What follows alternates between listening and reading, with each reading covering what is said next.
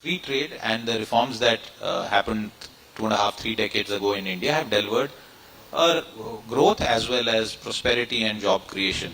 How do you read the situation in the Chinese economy, because that also impacts the world?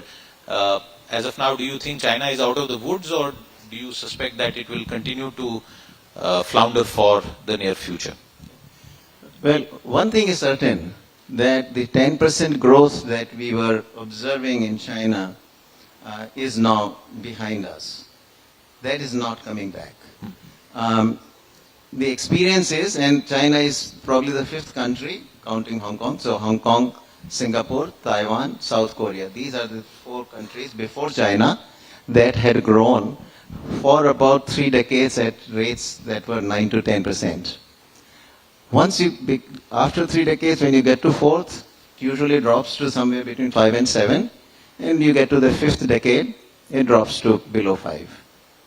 So even without any of the other things, any of the other shocks, what have you, Chinese growth was certainly ready to drop. In addition, now also, it seems to me that the Chinese leadership has done things that were detrimental to the business environment. And so it has doubled down in a way, so already the growth rate that was declining got another negative shock through the actions of the government. Right. And so there I think,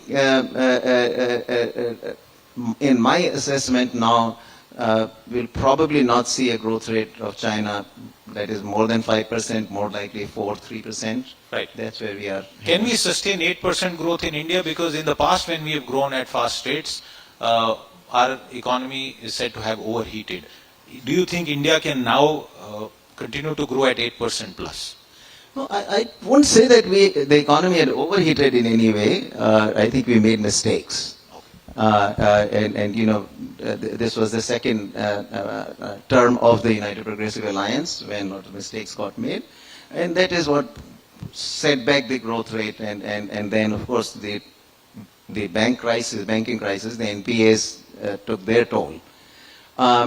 We are very much capable of sustaining 8% growth. I maintained, actually, if we do the right things, including one on trade, we certainly have the prospects of getting to 9-10%. There is no reason, in my view, why we cannot do that. A lot of the reforms have happened. Some we have talked about, privatization, the labor laws have to be implemented. Some land market issues have to be tackled also. They're a little bit harder because states have to do those.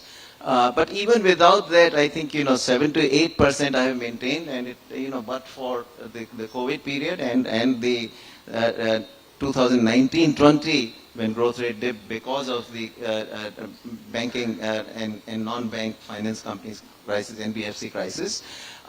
If you take that out, I think we have maintained actually, and even including that, even if you include that in dollar terms, in real dollars, growth rate over the 20 years ending in 22-23 was 7.9%.